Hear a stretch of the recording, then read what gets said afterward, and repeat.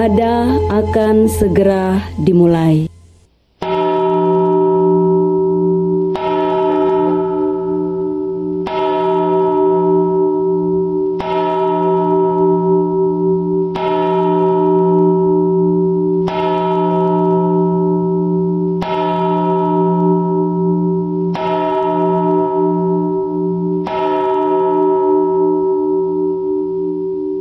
Jemaat diminta untuk berdiri.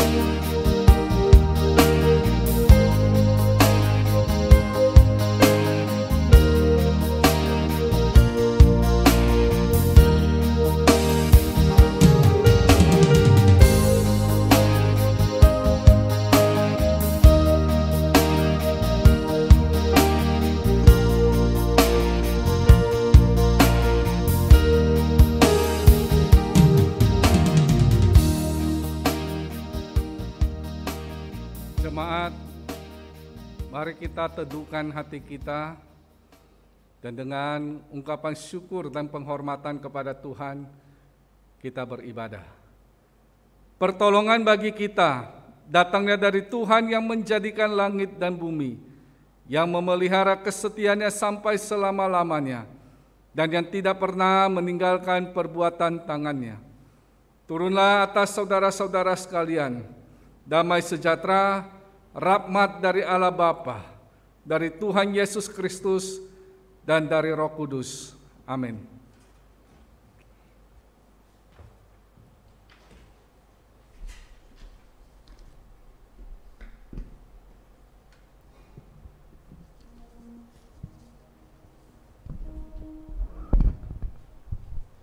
Jemaat yang diberkati oleh Tuhan Yesus Kristus, dalam kitab Mazmur 62 berisi pengakuan dan kesaksian Daud bahwa hanya dekat Tuhan saja dia tenang. Walaupun Daud adalah raja yang besar, kaya dan kuat, namun ia sungguh-sungguh menyadari bahwa Tuhanlah satu-satunya tempat perlindungan, gunung batu dan kota benteng yang paling aman, yang membuat dia tidak goyah saat menghadapi lawan atau musuh sehebat apapun. Tuhanlah keselamatan, harapan, dan kemuliaan. Oleh karena itu, Daud mendorong umat Tuhan untuk mempercayai Tuhan setiap waktu, hidup dekat dan terbuka di hadapannya, serta mengandalkan Dia selalu. Jangan percaya atau menaruh harapan pada manusia, tetapi andalkan Tuhan yang memiliki kuasa serta berlimpah kasih setia. Jemaat, mari kita mempersiapkan hati kita, hati yang penuh dengan syukur kepada Allah yang adalah perlindungan kita. Kita angkat pujian indah bersamamu. Hanya dekat Allahku rasa tenang hatiku, Kau sertai jalanku sepanjang hidupku.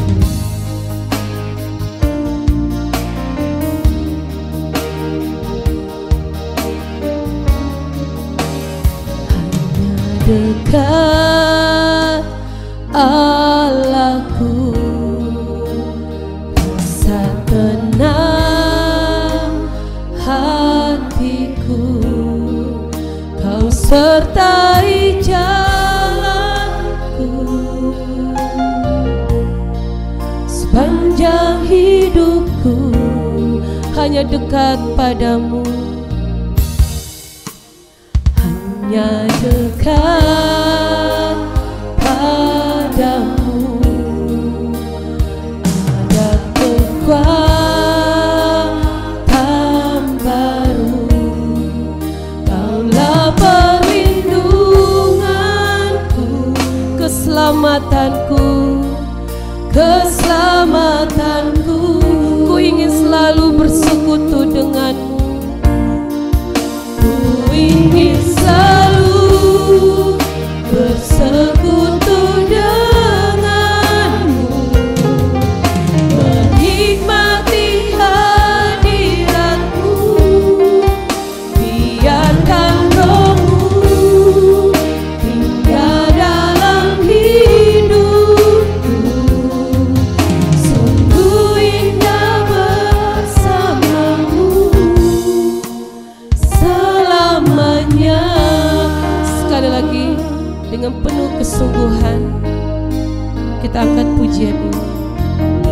hanya dekat Allahku, rasa tenang hatiku. Hanya dekat Allahku, rasa tenang hatiku. Kau sertai jalanku sepanjang hidupku, hanya dekat padamu, hanya dekat padamu. Ada kekuatan baru, Kaulah perlindunganku, keselamatanku. Ku ingin selalu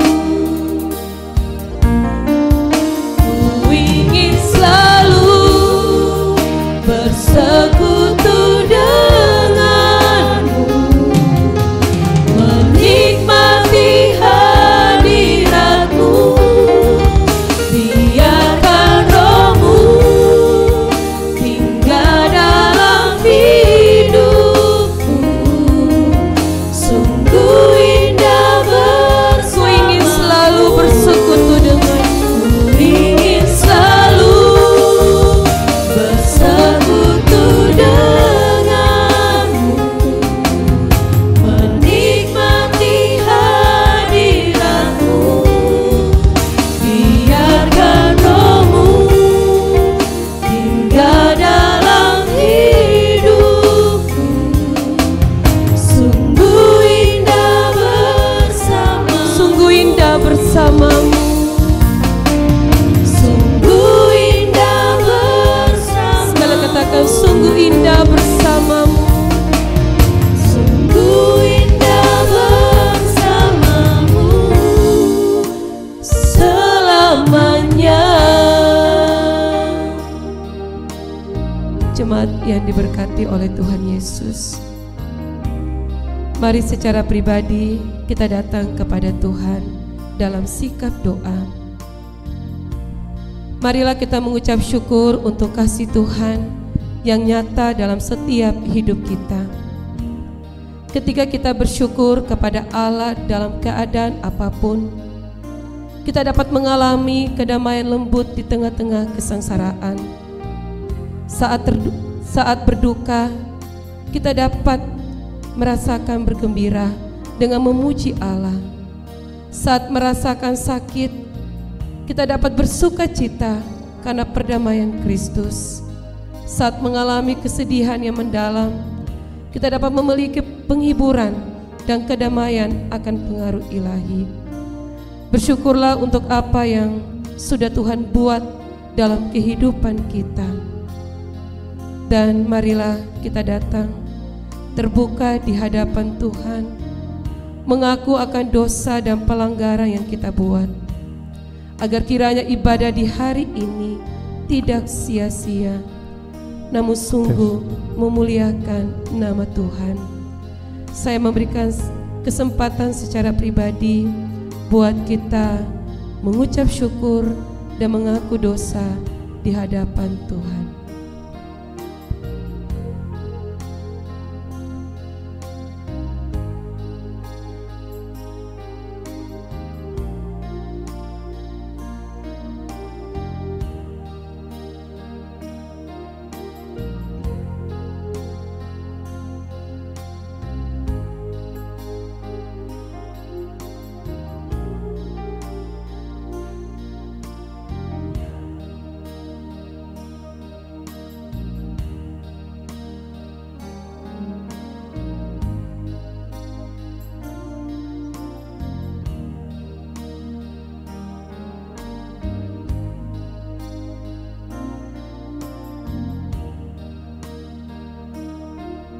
Inilah kami anak-anak-Mu ya Tuhan, pribadi lepas pribadi. Kami datang kepada Tuhan, kami menaikkan doa syukur kami, karena kami merasakan betapa baiknya Tuhan dalam hidup kami. Sedetik pun Tuhan tidak pernah meninggalkan kami. Tuhan selalu ada bersama-sama dengan kami. Hati kami bersyukur kepadamu ya Tuhan, punya Allah seperti Engkau. Dan setiap kami, pribadi lepas pribadi, telah mengaku dosa dan pelanggaran kami di hadapan-Mu. Engkau mengenal kami, Engkau tahu hati kami. Kami terbuka di hadapan-Mu Tuhan. Dan kiranya Engkau Allah yang akan menyucikan, menguduskan, dan melayakkan kami. Terima kasih Bapa, kami menyerahkan hidup kami, hati, pikiran kami kepada Tuhan. Dan kiranya Tuhan Yesus, Engkau memberkati ibadah kami di pagi ini. Di dalam nama Yesus Kristus, Tuhan dan Juru Selamat kami yang hidup, kami berdoa. Amin. Dengarkanlah berita anugerah untuk kita semua. Kepada semua orang yang mengaku dosanya dengan sungguh-sungguh dan menyesal telah menempuh jalan yang demikian, sebagai hamba Kristus Yesus, saya memberitakan kepada saudara sekalian bahwa pengampunan dosa telah berlangsung dalam nama Bapa dan Anak dan Roh Kudus. Amin. Jemaat dipersilakan duduk kembali. Jemaat yang Tuhan Yesus kasihi, Mazmur 103 ayat 13 mengatakan, seperti Bapa yang sayang kepada anak-anaknya, demikian Tuhan sayang kepada orang-orang yang takut akan Dia. Tuhan sangat mengasihi kita. Kasih sayang Tuhan kepada kita hadir dalam bentuk yang begitu intim, begitu dekat, seperti Bapa yang baik menyayangi kita. Seperti itulah Tuhan mengasihi anak-anaknya. Seperti halnya Bapa kita di dunia menyediakan segala bagi kita, melindungi kita, mendidik dan membesarkan kita. Demikian pula dengan Bapa di sorga.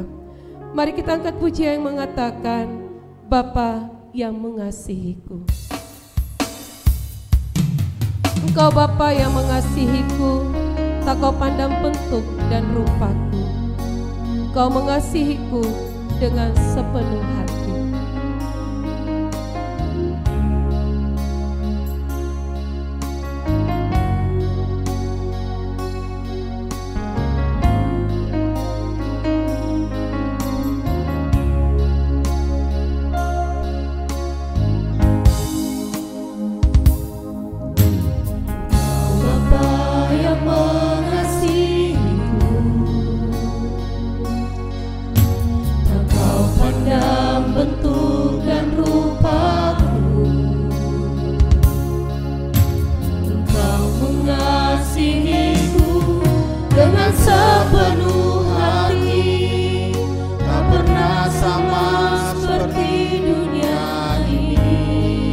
Bapa yang mengajariku,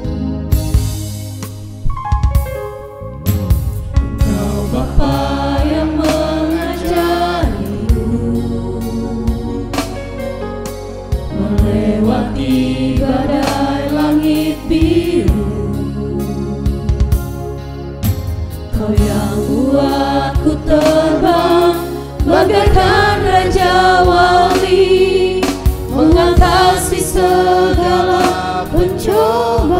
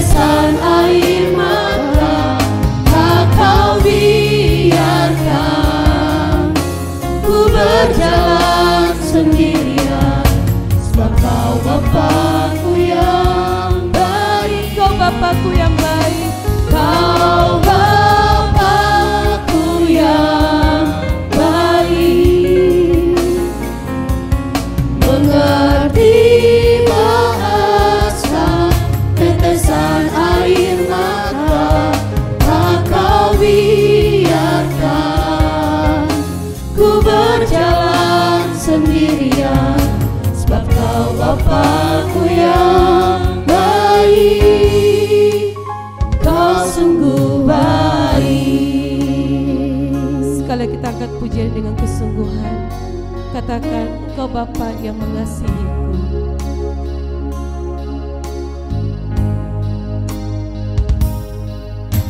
Engkau Bapa yang mengasihiku,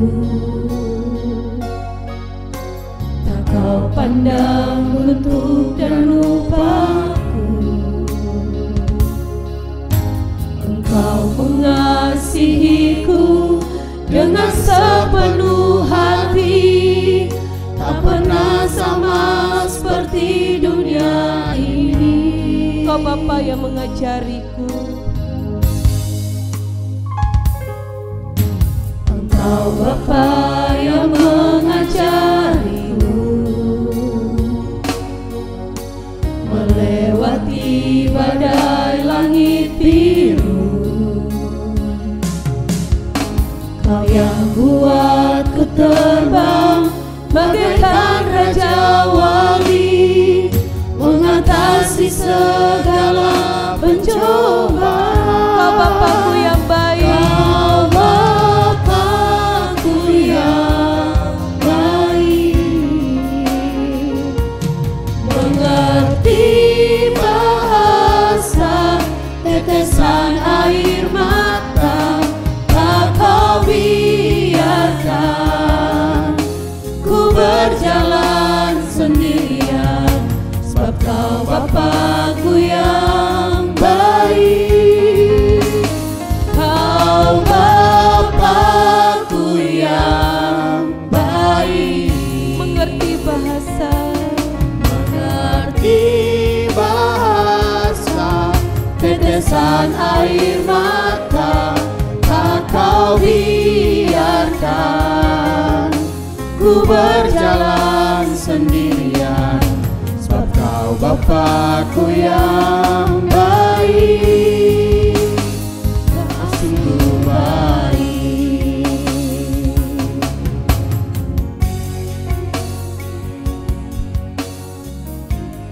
guru-guru dan karyawan Sekolah Kristen Kalam Kudus Sorong akan mempersembahkan pujian kepada Tuhan. Dipersilakan.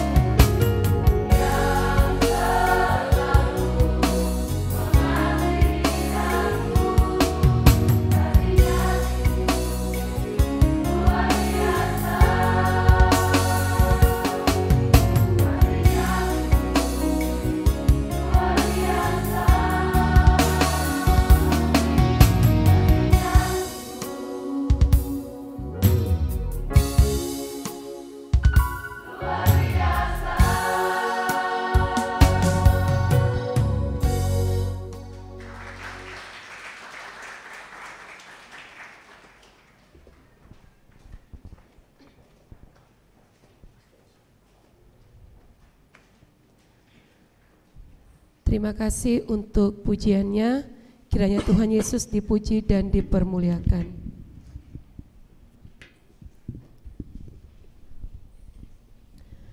Jemaat yang diberkati oleh Tuhan Yesus Kristus, sebelum kita mengikrarkan iman percaya kita, mari bersama-sama kita memuji Tuhan dalam pujian Oh Kasih-Mu Ajaib Indah.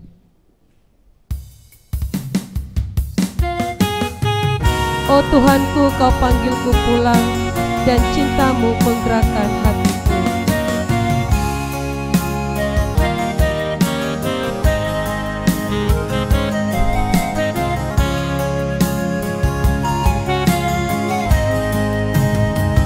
Oh Tuhanku, Kau panggilku pulang, dan cinta-Mu menggerakkan hatiku. Ku yang hina, Engkau masih cinta. Oh kasih-Mu sungguh tak terduga. Oh kasih-Mu ajaib indah. Oh kasih-Mu ajaib indah. Dalam lebar sungguh tak terduga. Meski aku melupakan Engkau, oh cinta-Mu memanggilku pulang. Ku telah janji ku cinta padamu. Ku telah janji ku cinta padamu, dan berkata ku tak tinggalkanmu.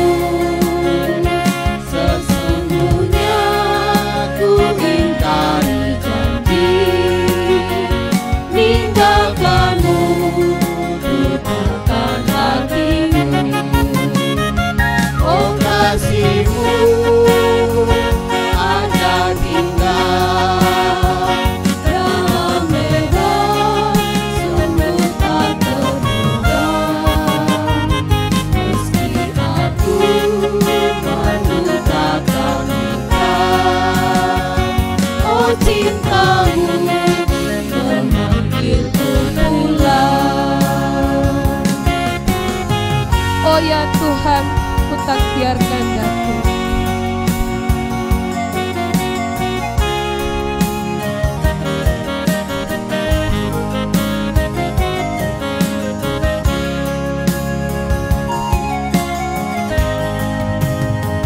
Oh ya Tuhan, Kau tak biarkan daku.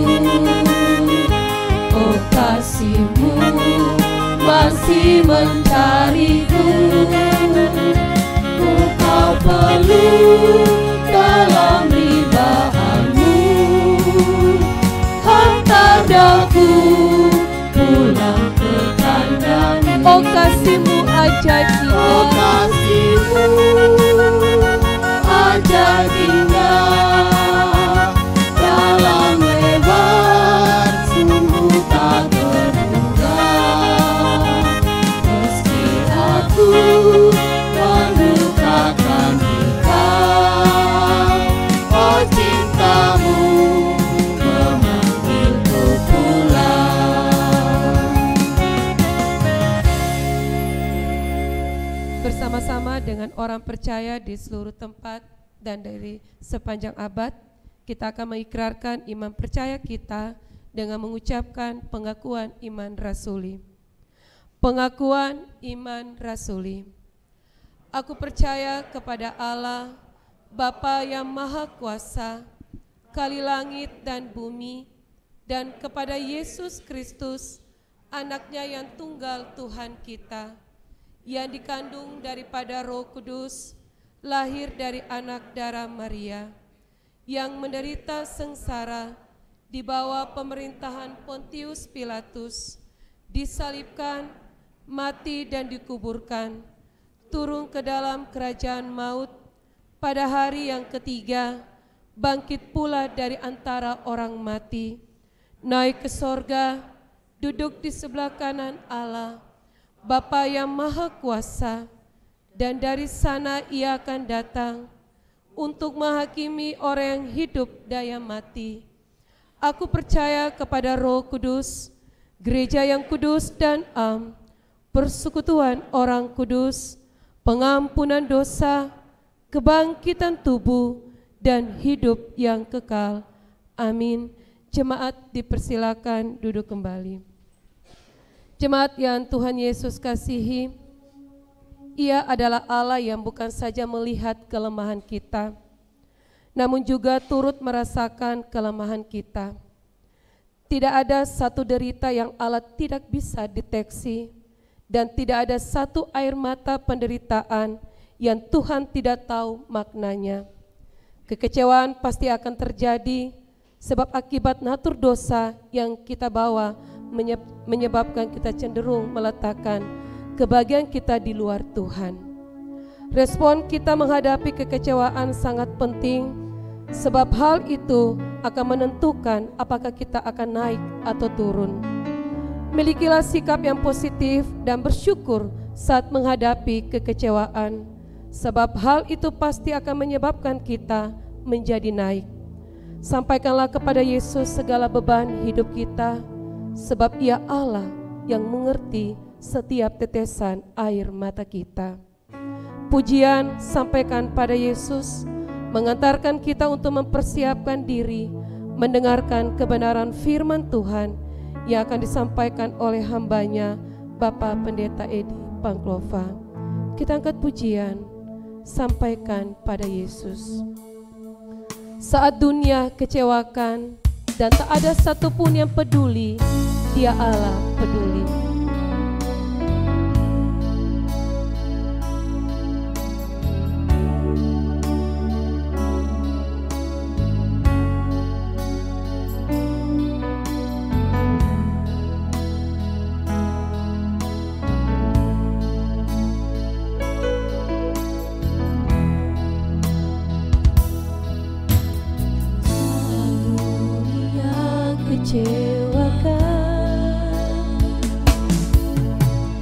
Dan tak ada satu pun yang peduli.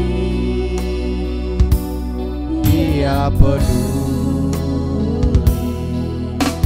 saat dunia menyakitkan, bahkan yang terdekat pergi meninggalkanku. Dia ada. Sampaikan pada Yesus, sampaikan pada Yesus segala beban hidupku. Dia hanya sejauh doa saat kau berseru. sampaikan pada Yesus, Sampaikan pada Dia Yesus, mengerti hatimu. Dia mengerti hatimu. Dia mengerti air matamu dan memulihkanmu. Kita angkat pujian ini sekali lagi. Saat dunia kecewakan dan tak ada satupun yang peduli.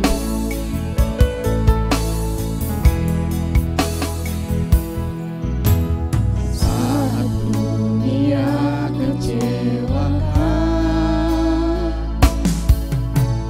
dan tak ada satupun yang peduli. Dia peduli. Dia peduli Saat dunia menyakitkan, saat dunia menyakitkan, bahkan yang terdekat pergi meninggalkanku. Dia ada. Sampaikan pada Yesus segala beban hidupmu. Dia hanya sejauh doa saat kau berseru. Sampaikan pada Yesus, Dia mengerti hatimu.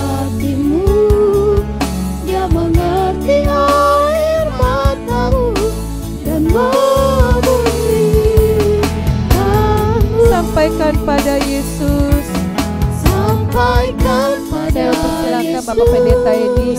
Segala beban hidupmu, Dia hanya sejauh doa.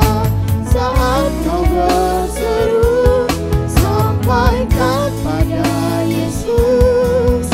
Dia mengerti hatimu, Dia mengerti air matamu, dan memulihkanmu.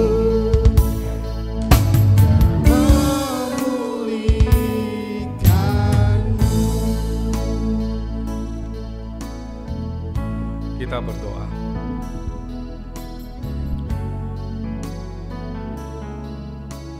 Ketika kami menaruh pengharapan kami kepada manusia,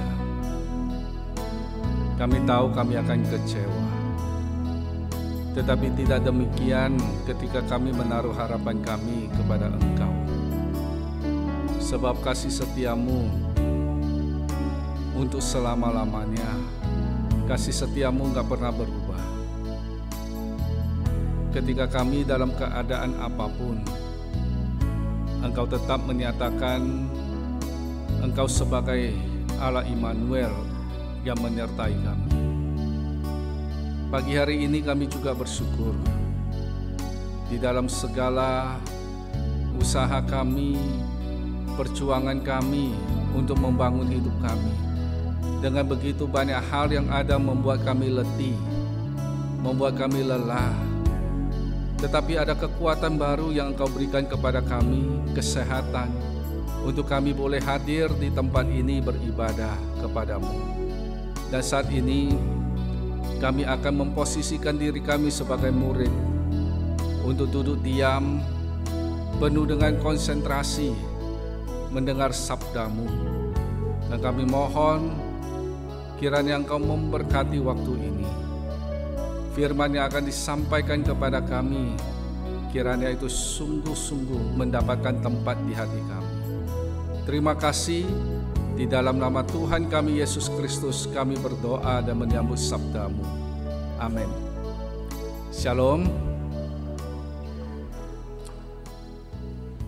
Sebelum saya menyampaikan firman Tuhan, perlu jemaat ketahui bahwa hari ini yang melayani baik di ibadah pertama maupun di ibadah kedua adalah guru-guru dari Sekolah Kristen Kalam Kudus Sorong ya.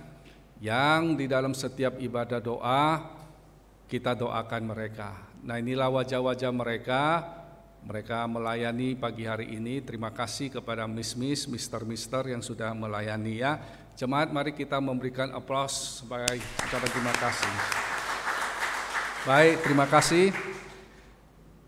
Kita akan melanjutkan eksposisi kitab Matius yang hari ini sampai kepada kitab Matius pasal yang ke-13, ayat yang ke-53 sampai dengan ayat ke-58. Saya diberi tema memandang muka. Matius pasal 13 ayat yang ke-53 sampai dengan ayat yang ke-58. Saya akan membacakannya buat kita sekalian. Matius 13 ayat 53 sampai dengan ayat yang ke-58 dengan judul perikop Yesus ditolak di Nazaret. Setelah Yesus selesai menceritakan perumpamaan-perumpamaan itu, Ia pun pergi dari situ. Setibanya di tempat asalnya, Yesus mengajar orang-orang di situ di rumah ibadat mereka. Maka takjublah mereka dan berkata, dari mana diperolehnya hikmat itu dan kuasa untuk mengadakan mujizat-mujizat itu? Bukankah ia ini anak tukang kayu? Bukankah ibunya bernama Maria dan saudara-saudaranya Yakobus, Yusuf, Simon, dan Yudas? Dan bukankah saudara-saudaranya perempuan semuanya ada bersama kita? Jadi dari mana diperolehnya semuanya itu? Lalu mereka kecewa dan menolak Dia. Maka Yesus berkata kepada mereka, seorang nabi dihormati di mana-mana, kecuali di tempat asalnya sendiri dan di rumahnya. Dan karena tidak kepercayaan mereka, tidak banyak mujizat diadakannya di situ. Tema khotbah kita pada pagi hari ini adalah memandang muka. Dan saya akan memulai khotbah kita dengan definisi apa sih arti memandang muka itu. Nah saudara, arti memandang muka atau definisinya setidaknya memiliki dua arti. Memandang muka itu artinya yang pertama adalah memperlakukan orang dengan berbeda-beda sesuai dengan kekayaan, jabatan, status sosial, pengaruh dan lainnya yang dimiliki oleh seseorang. Jadi dia memperlakukan orang itu tidak sama ya. Dia perlakukan yang A dengan baik, memperlakukan yang B dengan tidak baik, itu tergantung kepada kekayaan seseorang, jabatan seseorang, status sosial seseorang, pengaruh seseorang, dan lainnya. Definisi memandang muka yang kedua adalah menghormati dan menghargai orang sesuai dengan kekayaan, jabatan, status sosial, pengaruh, dan lainnya yang dimiliki oleh seseorang. Jadi pertama, memperlakukan orang itu beda-beda. Yang kedua adalah dia menilai, menempatkan seseorang itu, menghormati seseorang itu, menghargai seseorang itu berbeda-beda. Sesuai dengan kekayaan, jabatan, status sosial, pengaruh, dan lainnya yang dimiliki oleh seseorang itu. Itu definisinya. Nah jemaat yang dikasihi oleh Tuhan Yesus Kristus, orang yang membangun suatu hubungan dengan orang lain dengan cara memandang muka biasanya itu tidak tulus. Setuju nggak? Ya. Orang yang membangun hubungan dengan seseorang dengan cara memandang muka biasanya tidak tulus. Di dalam pikirannya, orientasinya hanya pada kepentingan diri. Apa yang bisa dia dapat? Keuntungan apa yang bisa dia raih dari hubungan ini? Biasanya orang yang membangun satu hubungan dengan memandang muka itu tidak tulus. Syukur-syukur ada sesuatu yang saya dapat. Mungkin uang, mungkin promosi jabatan dan lainnya. Intinya adalah tidak tulus dan orientasinya kepada kepentingan diri. Apa yang akan saya dapat dari hubungan ini?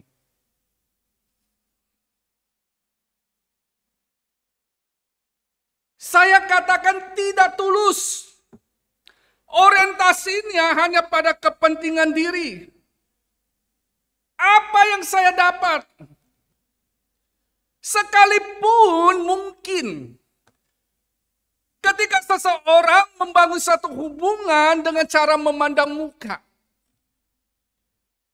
sekalipun mungkin dia nggak mendapatkan uang, bukan itu yang dia incar.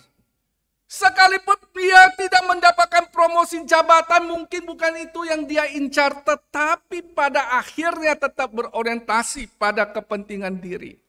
Apa itu? Bisa jadi orang yang membangun hubungan dengan seseorang dengan cara memandang muka, bisa jadi dia melakukannya supaya merasa diri penting. Supaya harkat dan martabatnya terangkat, bisa bergaul dengan orang penting. Bisa bergaul dengan orang kaya. Ada nggak orang seperti ini? Ada. Jadi intinya adalah ketika seseorang membangun satu hubungan dengan cara memandang muka, itu tidak tulus. Pasti orientasinya kepada kepentingan diri.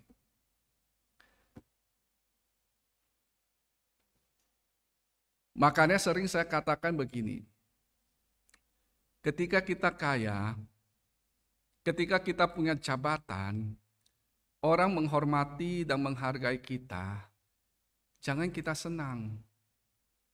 Hati-hati. Belum tentu tulus itu. Tetapi ketika kita memiliki karakter Tuhan, orang menghormati dan menghargai kita, itu pasti tulus. Nah, orang yang memandang muka biasanya itu enggan bergaul dengan orang yang dianggapnya memiliki status sosial yang lebih rendah dari dia atau lebih miskin dari dia. Dia pasti enggan bergaul dengan orang-orang seperti itu. Di dalam hati ini enggak ada sesuatu yang bisa saya dapat. Jangan-jangan aku yang nanti akan jadi susah.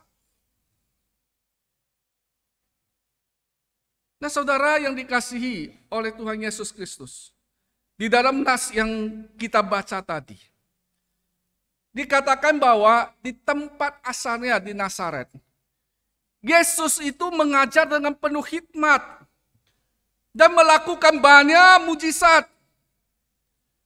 Di satu sisi, orang-orang di Nazaret, orang-orang di tempat asalnya Tuhan Yesus itu sangat takjub kepada Tuhan Yesus.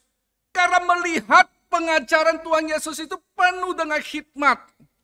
Lalu mereka sangat takjub kepada Tuhan Yesus karena Tuhan Yesus melakukan banyak mukjizat dengan kuasa dari Tuhan.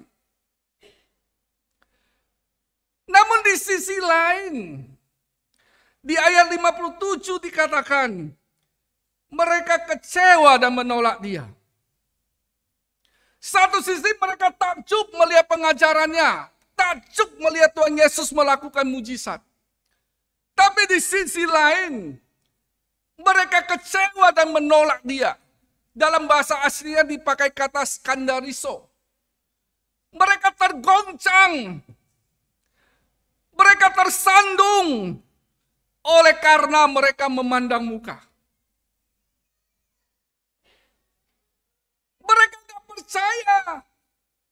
Yesus yang notabene adalah anak seorang tukang kayu bisa begitu luar biasa mengajar dengan hikmat. Bisa melakukan mujizat. Gak bisa terima mereka. Makanya mereka katakan begini. Bukankah ya ini anak tukang kayu? Ayat yang ke-55. Bukankah ibunya bernama Maria dan saudara-saudaranya Yakobus, Yusuf, Simon, dan Yudas?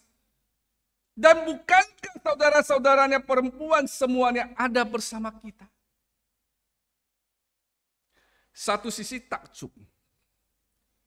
Tapi satu sisi mereka tergoncang, tersandung. Kok bisa ya anak tukang kayu mengajar dengan sedemikian hebat, melakukan mujizat dengan sedemikian hebat?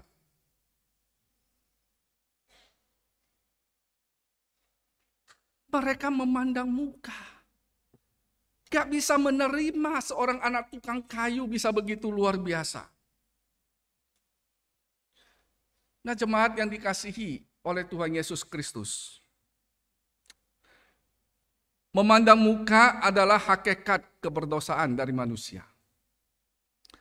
Sejak zaman Tuhan Yesus, bahkan mungkin sebelumnya manusia juga suka memandang muka.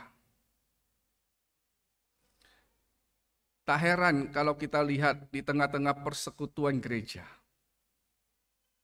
ada orang-orang yang membangun satu hubungan dengan cara memandang muka. Saya harap di sini nggak ada ya. Tak heran, karena itu hakikat keberdosaan manusia. Orientasi kepada diri, ingin mencari keuntungan bagi diri sendiri. Berusaha memanfaatkan setiap hubungan untuk mendapatkan keuntungan.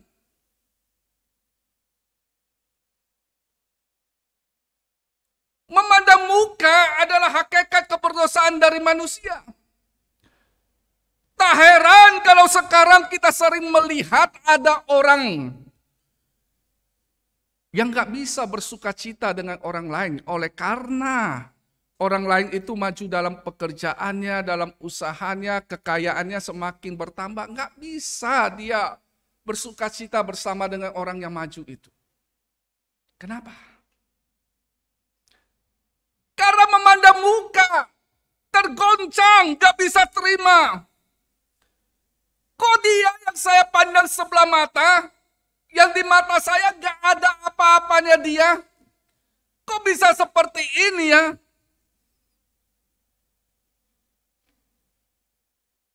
Gak bisa berbagi sukacita. Akhirnya menjadi iri hati. Benar atau benar? Iya. Akhirnya menjadi iri hati. Kalau nggak bisa ditangani lagi iri hatinya, akhirnya menyebar gosip. Tahu nggak? Dia itu kaya karena korupsi.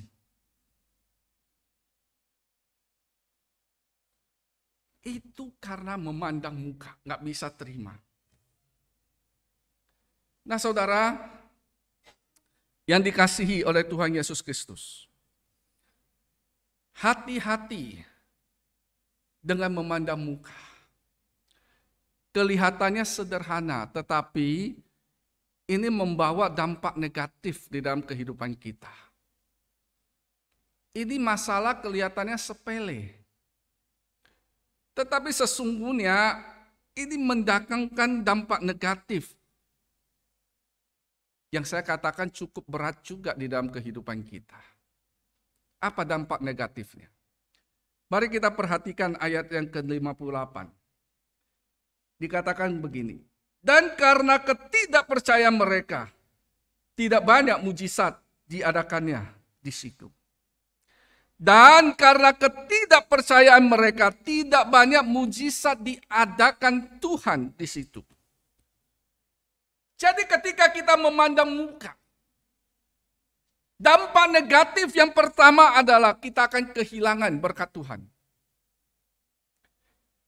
Orang-orang di Nazaret, mereka memandang muka. Mereka tergoncang, kecewa dan menolak Tuhan Yesus. Mereka nggak bisa menerima seorang anak tukang kayu begitu luar biasa di dalam pengajarannya dan bisa melakukan mujizat.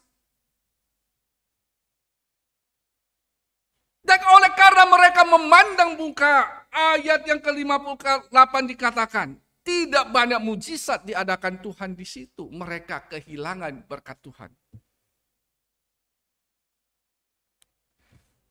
Beberapa waktu yang lalu, saya sama Nyong Gogos ya, Rofrin, kita dalam perjalanan menuju ke Kilo ya, dalam perjalanan kami ngobrol-ngobrol tentang kehidupan ini. Kadang-kadang kehidupan ini aneh bin ajaib. Dalam pembicaraan kita cerita, kadang-kadang ya kalau di kampus ya, kita melihat sepertinya orang ini masa depannya penuh pengharapan. Masa depannya pasti baik. Kenapa? Yang nggak berkekurangan dari sisi finansial keluarga. Lalu cerdas secara intelektual. Kuliah nilainya bagus-bagus. Setiap mata kuliah AB. Secara kasat mata manusia, prediksi manusia, wah ini masa depannya pasti baik. Nanti setelah lulus pasti bisa dapat pekerjaan yang baik, penghasilan yang baik. Tapi seringkali kita melihat bahwa seseorang yang dianggap itu memiliki potensi untuk memiliki satu masa depan yang baik. Oleh karena penampilannya, oleh karena apa yang ditampilkan ketika dia kuliah, itu tidak demikian adanya.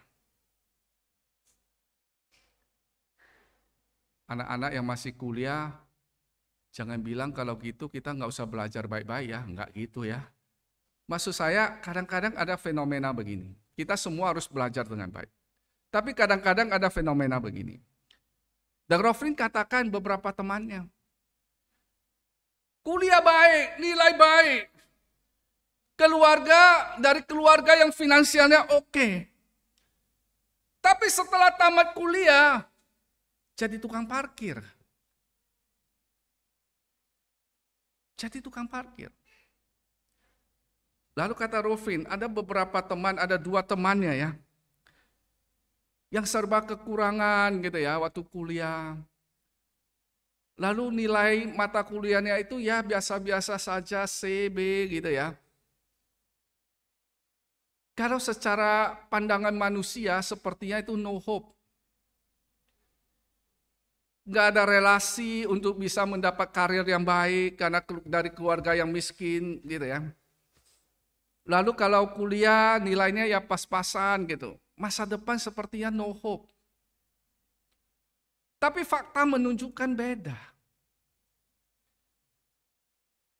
Nah, Rofin cerita ada dua ya atau satu saya lupa. Intinya ada satu yang saya ingat ceritanya. Bahwa ketika kuliah sampai nggak punya uang untuk makan gitu ya. Lalu karena Rofin ini ada kontrak rumah karena sudah menikah dan ada satu ruangan yang kosong. Ya dia kasih tinggal anak ini. Makan bareng gitu ya. Lalu satu saat setelah selesai kuliah ya masing-masing cari pekerjaan dan sebagainya. Satu saat diteleponin si Rofin ini oleh anak ini. Yang ketika waktu kuliah dikira no hope lah, biasa-biasalah jadi orang gitu. Ternyata sekarang menjadi chef ya, kepala chef di kapal pesiar ya. Kalau saya nggak salah ceritanya. Lalu dengan pendapatan yang begitu lumayan besar dan mau menikah di Bali. Lalu telepon Rofin, kakak datang ya. Saya kirimin tiket, saya siapin hotel gitu ya. Karena kakak harus datang. Saya ingat kakak dulu, saya dulu tinggal di tempatnya kakak. Nah saudara, maksud saya adalah ketika kita membangun satu hubungan dengan memandang muka, kita akan kehilangan berkat Tuhan. Kita tidak bisa memastikan masa depan seseorang. Kita hanya bisa prediksi. Kita hanya bisa yakin bahwa orang tersebut akan tetap kaya.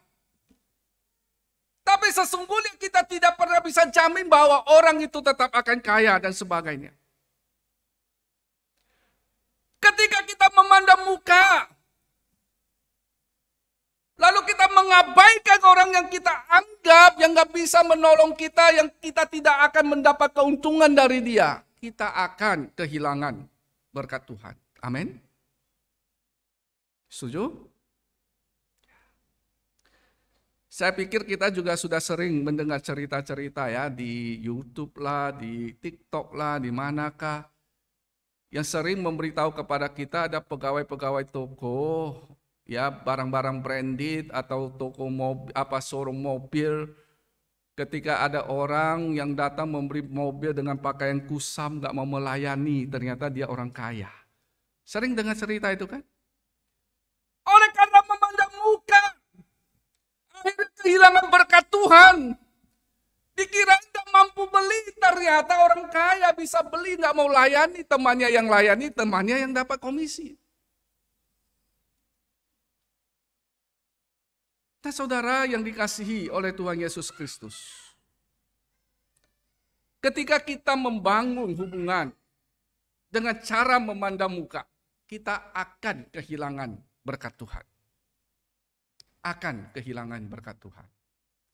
Lalu yang kedua, apa dampak negatifnya? Mari kita buka di dalam kitab Yakobus pasal 2 ayat 1. Kitab Yakobus pasal kedua ayat 1 dikatakan begini. Saudara-saudaraku, sebagai orang yang beriman kepada Yesus Kristus, Tuhan kita yang mulia, janganlah iman itu kamu amalkan dengan memandang muka. Saya ulangi ya. Saudara-saudaraku, sebagai orang yang beriman kepada Yesus Kristus, Tuhan kita yang mulia, janganlah iman itu kamu amalkan dengan memandang muka. Nah, saudara, ketika saudara membaca Alkitab, saudara mendapati kata iman. Saudara harus melihat konteksnya ya. Iman ini iman apa? Di dalam Alkitab, kata iman ini memberikan dua pengertian. Memang kata bahasa aslinya memakai kata pistis, tapi dia memberi dua pengertian. Pengertian yang pertama yaitu salvation faith. Ya, iman yang menyelamatkan. Iman ketika kita mengaku Tuhan Yesus sebagai Tuhan dan Juru Selamat pribadi kita. Itu salvation faith, ya. Tetapi ada arti kedua di dalam kata iman ini. Maka kita harus betul-betul melihat konteksnya. Arti kedua itu adalah living faith. Saya agak susah ya sebutkan kata faith ya. Saudara ngerti sudah ya. Living faith.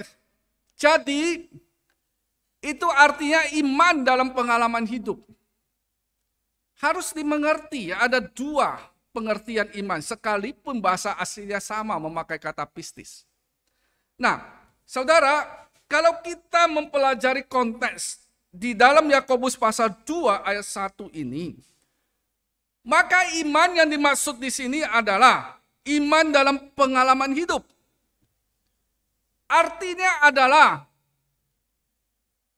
iman yang dimana kita menyatakan kebergantungan akan hidup kita kepada Tuhan. Jadi dikatakan oleh Yakobus kepada penerima suratnya, saudara-saudara, sebagai orang yang beriman kepada Yesus Kristus, Tuhan kita yang mulia, janganlah iman itu kamu amalkan dengan memandang muka. Dia ingin katakan begini, saudara-saudara sebagai orang yang menaruh pengharapan kepada Kristus Yesus, janganlah pengharapan kamu itu kamu amalkan, kamu gadaikan, kamu tukarkan dengan memandang muka. Artinya apa? Ketika kita memandang muka, dampak negatif yang kedua itu akan membuat kita gagal mempercayai Tuhan. Janganlah imanmu kamu amalkan dengan memandang muka. Ketika kita memandang muka, dampak negatif yang kedua adalah kita akan gagal mempercayai Tuhan. Kita akan menaruh pengharapan kita kepada manusia, bukan lagi kepada Tuhan. Dan saya ingin katakan, ketika kita menaruh pengharapan kita kepada manusia, saya pastikan kita akan kecewa. Ketika kita menaruh pengharapan kita kepada manusia, kita gagal mempercayai Allah, saya pastikan kita akan kecewa. Kenapa? Ada dua alasan. Alasan yang pertama adalah, pada dasarnya, setiap orang akan bergelut dengan masalahnya sendiri. Betul? Mau dia sekaya apa, setinggi apapun jabatannya, dia pasti punya persoalan. Dia pasti punya masalah. Dan pada dasarnya orang akan sibuk mengurusi dirinya sendiri, masalahnya sendiri, dan lebih mengutamakan dirinya sendiri daripada memikirkan kita. Betul? Makanya orang yang menaruh pengharapan kepada manusia itu akan kecewa.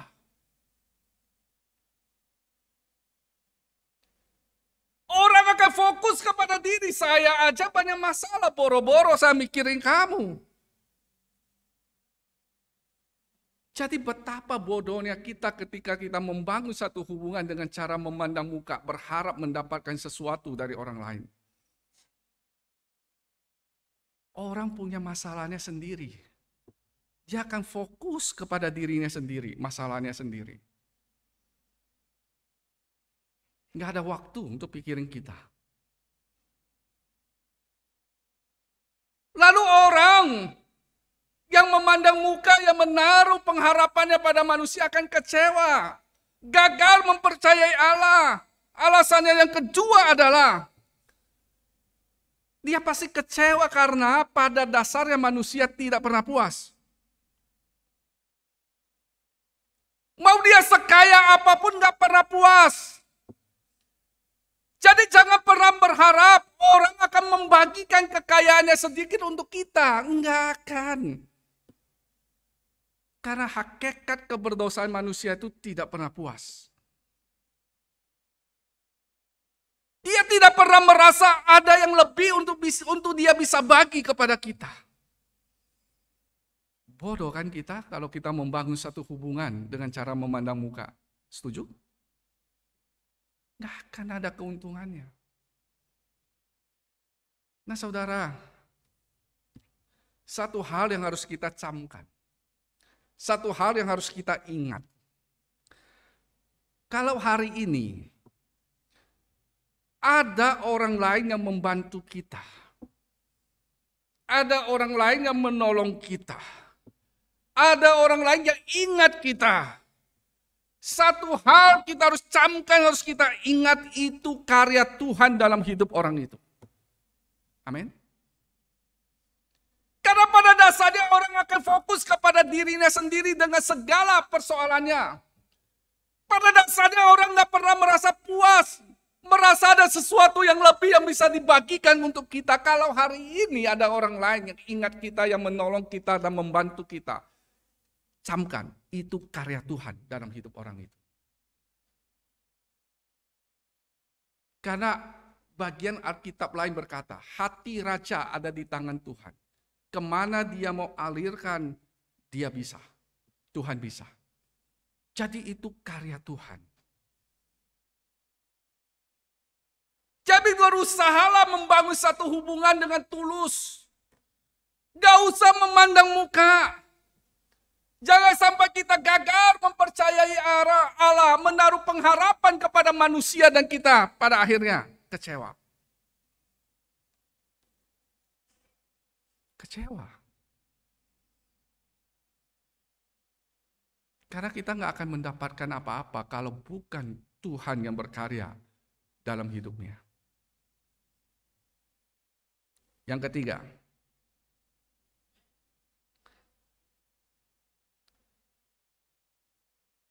dampak negatif dari memandang muka. Mari kita baca ayat yang ke-8, Yakobus pasal 2. Dikatakan begini. Akan tetapi, jikalau kamu menjalankan hukum utama yang tertulis dalam kitab suci, kasihilah sesamamu manusia seperti dirimu sendiri, kamu berbuat baik. Tetapi jikalau kamu memandang muka, kamu berbuat dosa. Dan oleh hukum itu menjadi nyata bahwa kamu melakukan pelanggaran. Hukum yang harus kita taati adalah kasihilah sesama manusia seperti diri kita sendiri. Ketika kita melakukannya, kita berbuat baik. Ya. Tetapi ketika kita melanggar hukum itu, dikatakan bahwa kita berdosa. Kita berbuat jahat. Karena yang baik adalah mengasihi sesama manusia seperti diri kita sendiri. Tapi ketika kita melanggar itu, kita memandang muka, kita menjadi jahat. Kok bisa? Bisa.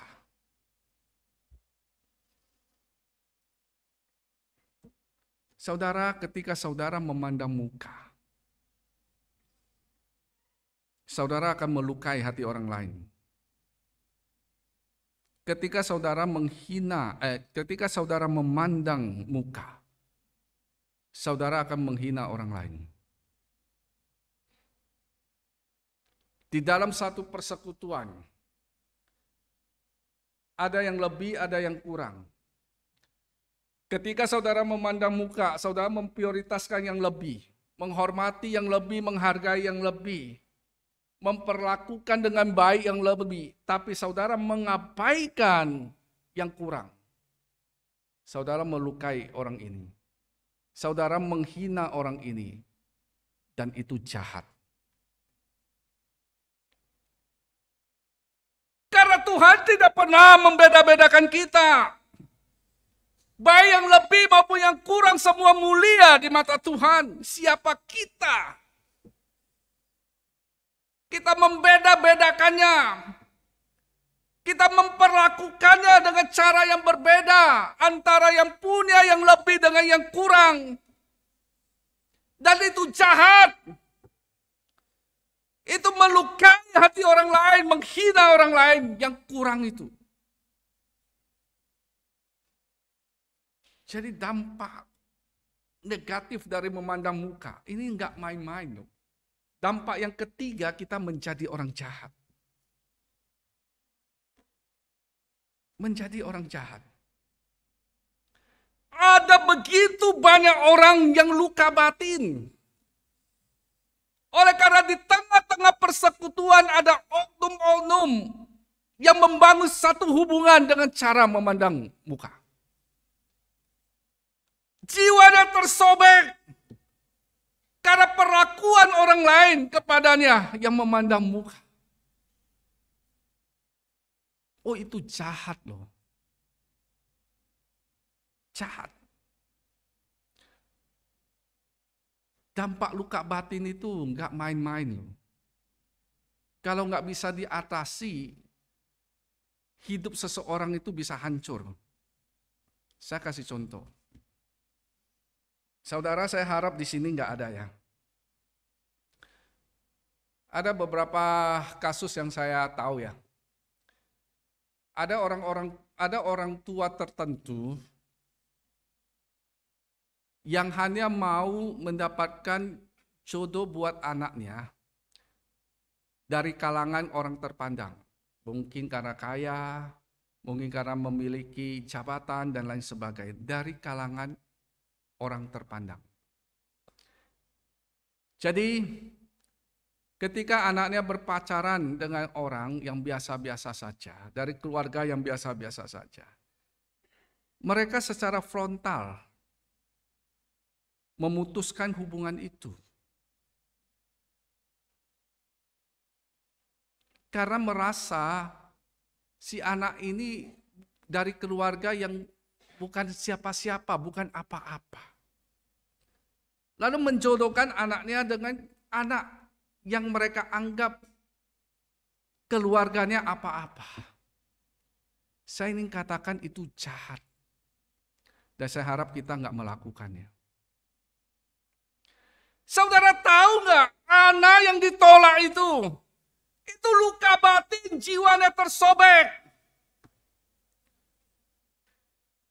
Kalau dia tidak mengenal Tuhan dengan baik, dia tidak bisa memanajemen hati dan pikirannya sesuai dengan kebenaran firman Tuhan, rusak hidupnya.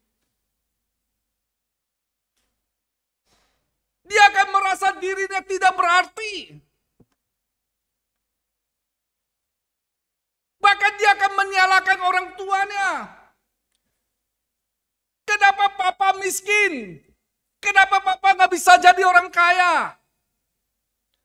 Bahkan dia bisa menjadi pendendam. Rusak nggak hidup orang itu? Jahat nggak kita? Jahat.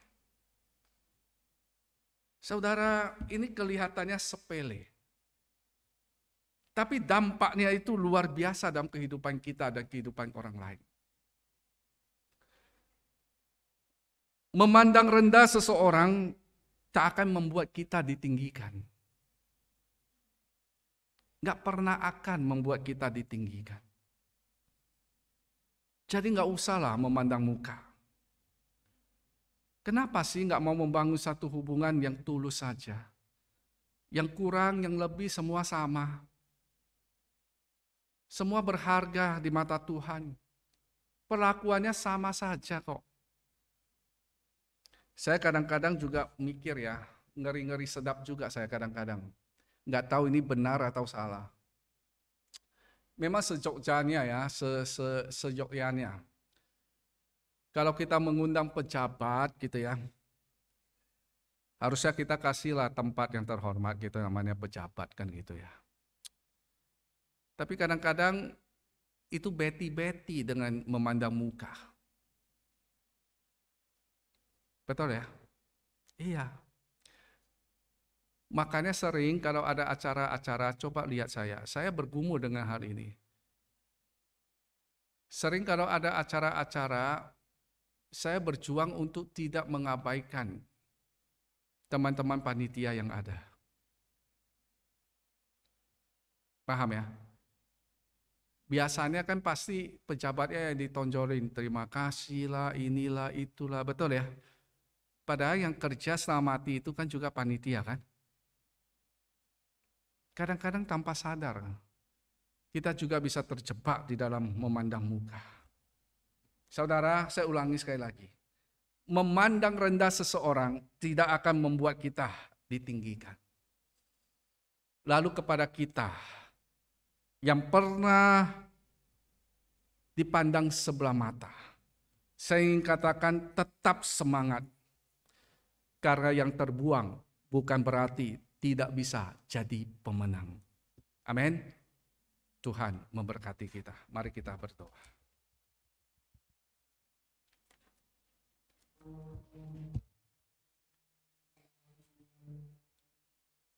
Bapa kami yang bertata di dalam kerajaan surga, kami serahkan hati kami kepadamu. Biarlah Engkau telusuri, adakah pelanggaran yang kami buat. Kami tidak mengasihi sesama kami seperti diri kami sendiri, tetapi kami cenderung memperlakukan orang dengan berbeda-beda, sesuai dengan jabatan, kekayaan, atau apapun yang dimilikinya yang kami anggap akan mendatangkan keuntungan bagi kami. Tuhan, jika itu ada, kami mohon Tuhan berkarya dalam hati kami, lunakkan hati kami, terus arahkan iman kami kembali kepada Engkau, bahwa Engkaulah yang berdaulat atas hidup kami, Engkaulah sumber pengharapan dan sumber berkat dalam kehidupan kami. Kami juga mohon ampun kepadamu jika di dalam pergaulan kami selama ini, dengan cara memandang muka ada orang-orang yang terluka oleh karena sikap kami. Kami berdoa buat mereka, biarlah Tuhan pulihkan hati mereka. Tuhan tolong mereka untuk bangkit kembali. Kami pada pagi hari ini bersyukur untuk kebenaran firman-Mu. Dan biarlah firman Tuhan ini mendapatkan tempat di hati kami, sehingga sungguh ini menjadi awas-awasan bagi kami untuk bersikap, bertingkah ketika kami ada di tengah-tengah persekutuan jemaat di gereja ini. Kami juga datang berdoa untuk jemaat Tuhan di dalam segala keberadaan mereka. Biar Tuhan terus hadir, Tuhan menuntun, Tuhan memimpin, Tuhan menolong, Tuhan memulihkan. Apapun situasi yang mereka hadapi, biar sungguh mereka merasakan bahwa Tuhan yang mereka sembah itu adalah Tuhan Allah Immanuel yang terlibat aktif dalam kehidupan mereka. Bukan Allah yang berdiam diri di singgasana yang mulia jauh di sana, tetapi Allah yang tiap-tiap hari mencurahkan rahmat dan kasih karunia dalam kehidupan anak-anak yang dikasihinya. Tuhan, kami mohon pemulihan-Mu atas kehidupan jemaat-Mu, baik yang berkaitan dengan ekonomi, baik yang berkaitan dengan hubungan suami istri, ataupun ada emosi-emosi negatif di dalam hati jemaat-Mu. Kami mohon Tuhan pulihkan. Lalu kami berdoa untuk bangsa kami.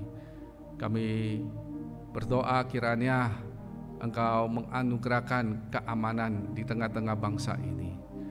Sebentar lagi kami akan memasuki tahun politik.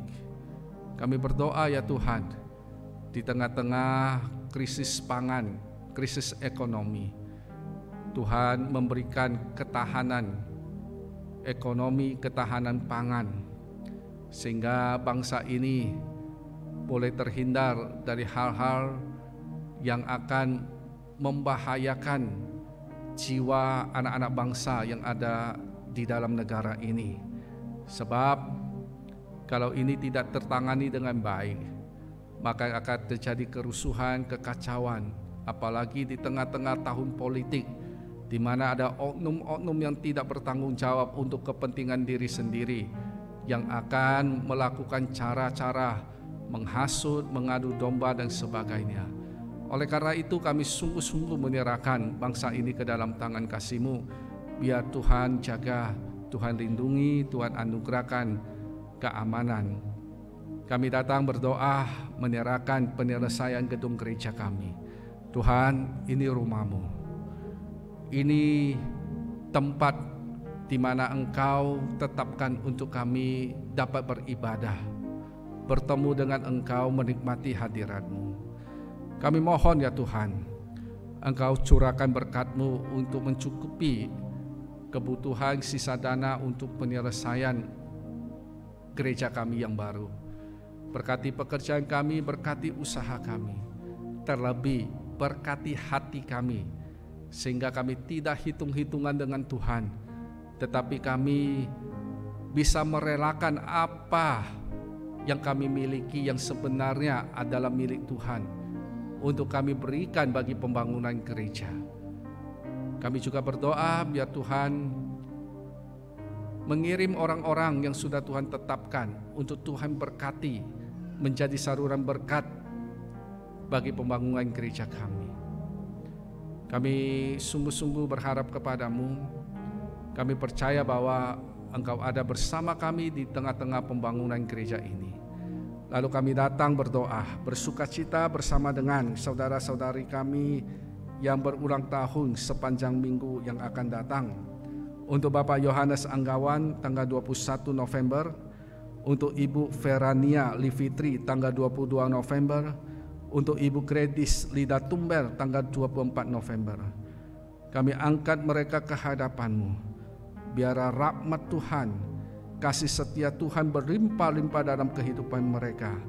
Tangan Tuhan yang penuh dengan kuasa itu menopang mereka ketika mereka ada di tengah-tengah kelelahan mereka, membangun kehidupan mereka, di tengah-tengah kelelahan mereka menghadapi berbagai persoalan kehidupan mereka. Tuhan ada memberkati dan menyertai. Terima kasih. Ini doa kami, ini syukur kami, ini doa kami di dalam nama Tuhan kami Yesus Kristus kami berdoa. Amin. Jemaat, kita akan segera mengakhiri ibadah kita pada pagi hari ini. Saya undang kita semua bangkit berdiri dan kita akan pujikan doksologi.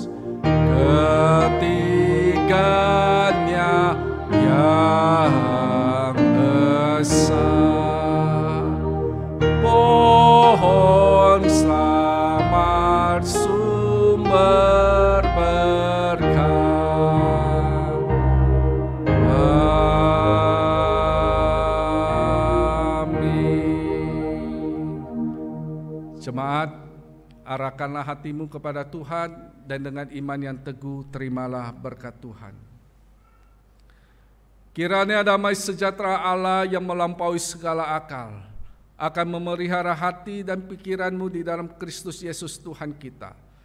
Kiranya tubuh, jiwa dan rohmu terpelihara sempurna dengan tak bercacat sampai pada kedatangannya untuk kedua kalinya. Amin.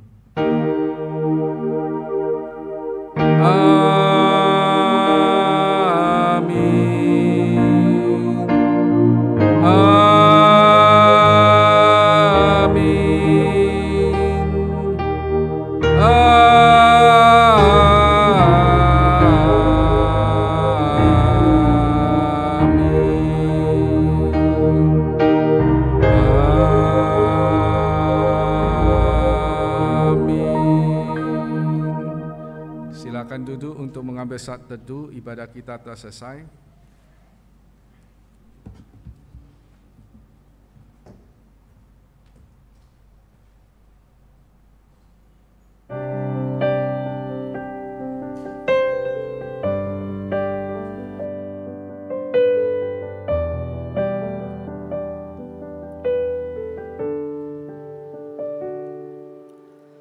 Yesus, kau segalanya bagiku.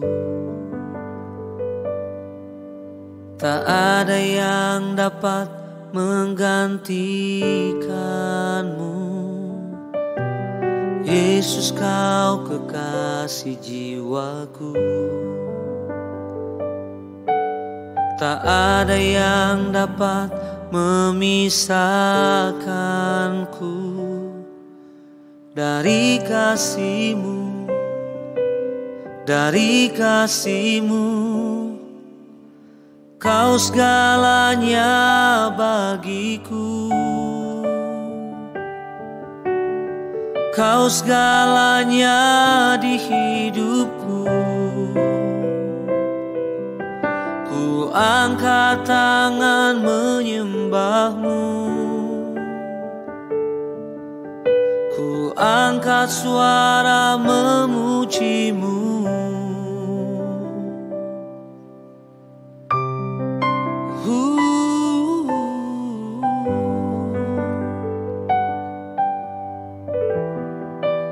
Oh, Yesus, kau segalanya bagiku. Tak ada yang dapat menggantikanmu. Yesus, kau kekasih jiwaku.